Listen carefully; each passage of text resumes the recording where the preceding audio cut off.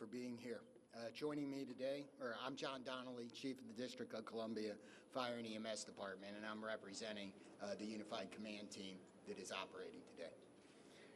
I'm joined today by Deputy Mayor Lindsay Appiah, Metropolitan Police Department Executive Assistant Chief Jeff Carroll, Clint Osborne, the Homeland Security and Emergency Management Agency Director for the District of Columbia, the Military District Washington, the Metropolitan Washington Airports Authority, and both the fire and police chiefs, the United States Coast Guard, the Maryland State Police, the Virginia Department of Emergency Management, and the Virginia State Police. And I'd like to thank all of them for being here as well. We are here at Reagan National Airport with our Unified Command Team, and we will provide an update on where recovery efforts stand. We'll also give more information about the cadence of updates from Unified Command going forward. I'm joined today by Terry Lyric from the Metropolitan Washington Airports Authority and the other members of the Unified Command Team.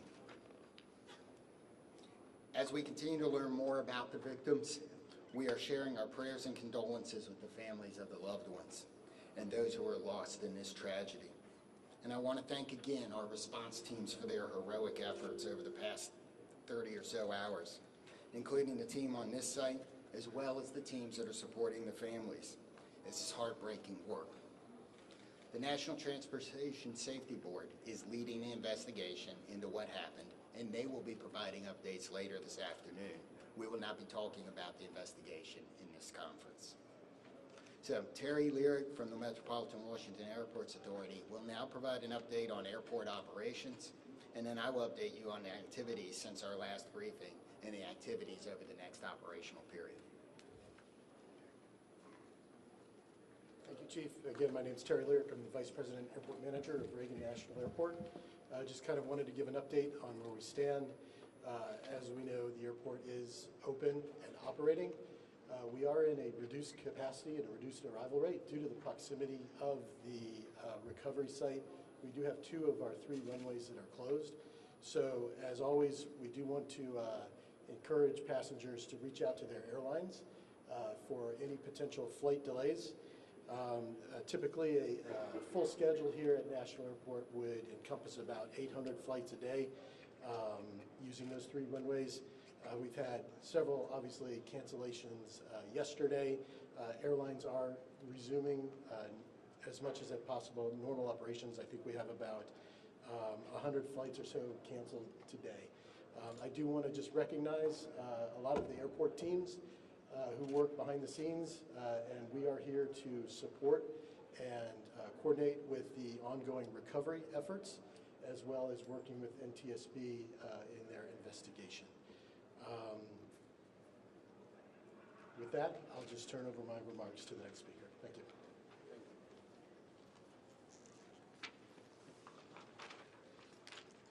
So, overnight, our teams continued search operations and surface work, including side sonar scanning, shoreline searches, and aerial searches. Also, 2 Coast Guard cutters have arrived on station, and you may be able to see them out there on the water. Other efforts off-site included the NTSB, American and PAL Airlines, and district officials meeting with families at the Family Assistance Center and providing the support that they need to get through this horrible event. We've identified we have recovered 41 sets of remains, and 28 of those victims have been positively identified. And as of 6 a.m. this morning, next of kin notifications have been made to 18 families. Going forward with our recovery operations, search teams will continue to work the site. We'll do side sonar scanning, searching the shoreline, and aerial operations. Our dive teams are working in targeted areas, and additional Coast Guard assets will arrive this afternoon. The salvage crews have begun to arrive on the scene, and they're assessing the work that's going to be needed to recover the aircraft from the water. We expect those operations to begin no later than tomorrow afternoon. The teams are also working the shoreline down the river, as we do expect some debris to be dragged by the current. And if members of the public believe they have information or have discovered potential wreckage, we're asking you not to touch it and to call 911, and we will send somebody out to get it. Supporting the response team. This has been a tough response for a lot of our people. We've had over 300 responders operating at one time, and I think we've got about 500 people that have worked through the site. So the Unified Command has activated peer support for its first responders to make sure that everybody has somebody that can help us get through this. And the outpouring of support, people like the World Central Kitchen's relief team and many of the local restaurants here at the airport have supported the people working, making sure they have food so they don't have to stop. And I want to thank the rest of the community for their outpouring of support and the messages that they have given to the firefighters, police officers, military officials, and everybody else that's working. If you want to help, the Greater Washington Community Foundation has a relief fund. You can donate at the link above. We also, be careful, avoid your fundraising scams, only trust verified sources, and ways you can help is to amplify that message using trusted sources on social media. Exercise patience through the transition as this impacts the region. Things like the delays at the airport, people are going to need your grace. I know we've got a lot of vehicles around. We've got some areas closed that are normally open to the public around the river, and we need your patience in that. Check in on your friends and neighbors, and if you're feeling anything about this event, please call the crisis hotline, talk to a medical professional, and you can use 988 on your phone. What do we got here? Is that the last one? So with that, we're going to be able to take a few questions. I'm going to start over here, and we'll work our way across. 1, 2, 3. Yes, sir. Hi, this is Campbell Roberts from the New York Times. Can any of you talk about the FAA's decision to restrict helicopter flights in and around National Airport? So the question is, can anybody talk about the FAA's decision to restrict flights in and around National Airport? I don't believe we have any. So that's probably beyond the scope of this interview. You'll have the NTSB later, and that's something I might ask them. Yes, sir. Chief Skylar Heather with CBS News. Given the time that has passed, can you describe the conditions right now as it relates to the recovery process and whether you all think that y'all will be able to recover more bodies? Okay, the question was, given the time that has passed and the conditions outside, do we believe we're going to be able to recover more bodies? And there's a lot of challenges with that.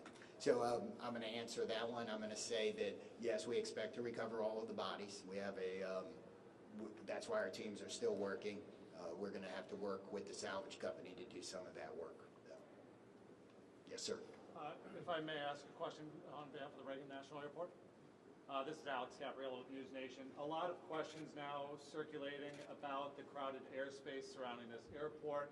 Also reports about other close calls, including 24 hours before the fatal accident. We've seen the FAA take the position of restricting the airspace, specifically Route 1 and 4 for choppers in this area. What is the airport's position about potentially toning down some of the air traffic around this airport, and should this have been done sooner, specifically the restrictions on the airspace for choppers on Route 1 and 4? Yeah, sure. The question was regarding air traffic, helicopter routes up and down the Potomac, right? That is an FAA responsibility. The airspace is controlled by the FAA. The airport does not have any responsibility outside of the surfaces, the airport itself. But most certainly, this has been conversations that you've had, and when it comes to safety for the airport, for the passengers that come in and out of D.C. Absolutely. The FAA does regulate the airport, and we follow all FAA safety regulations. Again, all I can say is the FAA is responsible for the airspace. And very briefly, a question for the chief. Sir, how long do you expect it to take for the salvage to be removed from the river to recover the bodies and do everything that's necessary to bring closure for these families? So we're working as fast as we can. I'm not going to be able to give a timeline on that as there's a lot of unknowns. But we hope that we have we have more salvage equipment here tomorrow, and that operation can begin then. So next 3 questions. 1, 2, 3. Chief Perry Russin, ABC News. How is weather affecting recovery efforts? Rain today, rain forecast later. What are the elements inside the river? How has all of this affected recovery? So the question is, how does the weather affect the recovery operation? In my view, it may slow it down slightly, but all of the units out here, all of the people work year-round in all conditions. We're going to be careful. We're going to make sure we don't hurt anybody else, but the weather we've seen so far is weather we can work in. If that were to change, that would affect it, but we haven't seen that. I would get one question at a time. Chief, you talked earlier about access to the site and to gain access to that area. We don't think that ice was a real problem that day, but the John Glenn has been out of service for some time. Do you have an update on when that vessel can be put back in So service? the question is access to the site, and the John Glenn is the fireboat for the District of Columbia. So what I referred to on access to the site is things like Gravelly Point being closed and that being lost as a local recreation area while we're working. There was some ice on the river. We made good access to the site with everybody else. The John Glenn, as has been reported, is one of the district's fireboats. It is not the primary asset for this type of operation, and while it's in the shop, it didn't affect anything, and we hope to have it back by this summer. Yes, sir. Mr. Lyric, I have a follow-up question about the runway closures. Brady Trimble with Fox. So you said 2 of 3 are closed because of their proximity to the crash site. Yeah. Can you explain why they remain closed? Sure, absolutely. So the question is, why are 2 of the 3 runways here at National Airport closed? So if you're familiar with the runway configurations here, we have a main north-south runway, and we have 2 what we call crosswind runways. The 2 crosswind runways, if aircraft were to take off or land over the aircraft recovery site that is out there right now, those would be impactful to the operation. So we've elected to keep those runways closed. And to follow up, how long do you expect that to remain the case? And are you saying that if there are still recovery teams in the Potomac, then there's no chance that these 2 runways are going to open? And how does that impact? Yeah, sure. So the question is asking how long we anticipate those runways to be closed.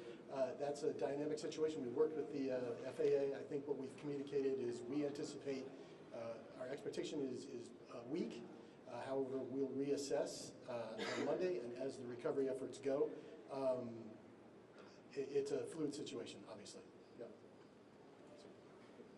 Okay, Paul here and there. Chief, by talking salvage, can you confirm that you're not going to be able to recover the remaining bodies until you're able to get the fuselage off the floor of the river and onto a barge? And then my follow-up to that is, are you making an effort today to get into the helicopter to recover those 2 bodies? So the question is, do we believe we have to lift the aircraft out of the water in order to finish and find the rest of the remains? And the second part of the question was, are we focused on the helicopter today? And the answer to the first question is yes. I believe for us to recover the rest of the remains that we are going to need to get the fuselage out of the water. The second part of the question is yes, a lot of our operations, not all of them, but a lot of our operations today are focused on the helicopter. Yes, ma'am. Yeah, this question's for Mr. Lyric. I'm about Fox 5 DC. Can you confirm sufficient staffing moving forward in the tower? I don't know if that's in your scope or if that's something. It's not. So the question was regarding staffing in the air traffic control tower. That's outside my scope of responsibility. Chief Donnelly, can you talk a little bit about the toll this has taken on your teams, and specifically how many people still remain? I know on day 1 there were upwards of 300 mutual aid. Who's still out there? So, this is an incident where even if it doesn't affect you right now, it's probably going to affect you later. It'll be something that you think about. So in emergency services across the board, we have support teams. The National Capital Region, all of the departments do. So they've been activated. The International Association of Firefighters regional peer support team has been activated to help support. And the incident management team, as they rotate responders through the scene, are making sure that there are opportunities for them to get the assistance they need. I'm going to ask the Virginia State Police to talk about the peer support he's doing a little bit. I'm First Sergeant Blank with the State Police in Virginia. We are working with our partners. MWA is leading the support for the effort for peer support, but I'm here in support of that effort. And we have several regional partners that are contributing to that, including mental health professionals who are on site from ANOVA and from a nonprofit in the area that are providing support. The Virginia Law Enforcement Assistance Program is also planning to send support, and all of most of the public safety agencies in the region are providing personnel to assist with that effort. Yes, ma'am. Marielle Harlan with DC News Now. I know that this is an unpleasant question for you, Chief, but we've been hearing reports from people that live along the river and potentially see the partial remains coming up on shore. People are seeing these. Is that anything you're hearing, or is that way keeping people away from some of these shore? So we're not keeping anybody away from the shoreline for any of those reasons. If we've closed off an area like Gravelly Point here, it's because we have emergency access vehicles coming in and out, and we need the access to the river. We have received some 911 calls about either debris or remains. I don't know that we've actually found any remains. We've certainly picked up debris from those 911 calls. So we're going to do 3 more and go 1, 2, and 3 in the back. Yes, sir. Thanks, Chief. Jonathan Kersley from Channel 9 Australia. This is a question for Terry. Terry, as Vice President and Manager of this airport, what concerns have you had specifically about the congested airspace, and have you ever raised those directly with the FAA? So again, the United States airspace is the safest in the world. Safety is one of our top priorities, and we continue to ensure that the airport is safe for operations. To follow up on that, it wasn't safe in this instance. There have been near misses here before. You would have been made aware of those as manager of this airport. Have you raised concerns with the FAA about the congested airspace around Washington's airport? Yeah, I can say again, we work with the FAA, we're regulated by the FAA, we comply with all FAA safety regulations. But that doesn't answer the question. Yes, sir. Dave Shepard, Reuters. Can you talk about how much debris has been removed to Hangar 7? At some point, will that operation be transitioned to a private company, the NTSB? Will hire, or will you guys actually put all the debris in the hangar? So that's an investigation question appropriate for NTSB this afternoon. Take 2 more. Yes, sir. Tom Resnick, Johnson. I had a question for Terry as well. As far as the airport took a position against adding extra long-distance flights out of here, and one of the concerns was there's just too much already going on. Do you maintain those concerns because they're supposed to start in the next few months? Are you concerned about safety as those extra flights start? Good. Thanks, Tom. So the question was regarding the additional slots to DCA. As you know, the slots are federally controlled, federally mandated, and we have to follow federal regulations. Are you still concerned about them? I mean, the airport authority was concerned at the time. Yes. Again, we have to follow the federal regulations on the slot controls. Yeah. That's it. Hi, Jim Spellman, CGTN. Terry, one more question for you. You're talking about the FAA, Congress, federally mandated, et cetera. Where does the buck stop with this accident and ensuring that the next flight to take off from this runway is safe? So again, the question is really directed to the FAA and Congress, I believe. Yeah. Last question is right here. You have 41 victims recovered. Are you confident in the location of the others? Where are they? Are you confident that you know where they are? So I think we know where they are. We won't know until we're done. I mean, we're going to continue the search operation, but we've searched a large portion of this river, and we are right there. So, I didn't read. So the question. Let me answer the question again, or let me restate the question. Sorry. The question was, are we confident we know where the other remains are, and that it couples with the question about removing the aircraft. I believe that when we remove the aircraft, that will help us resolve this number. If it doesn't, we will continue the search. Okay. That's the process. You take the salvage, the fuselage out. You're going to put it on just reiterate that process, what that looks like. Removing it, putting it on a barge, is that right? So some of that isn't decided yet. We'll have to see what the salvage team is doing once they get all of their equipment here. So we may have more on that tomorrow, but so I don't know the exact process today. So thank you all for coming today. Hopefully we answered your questions. We are going to do this again tomorrow. I don't have the time yet, but we will push that out so we can provide the same type of update. Thank you.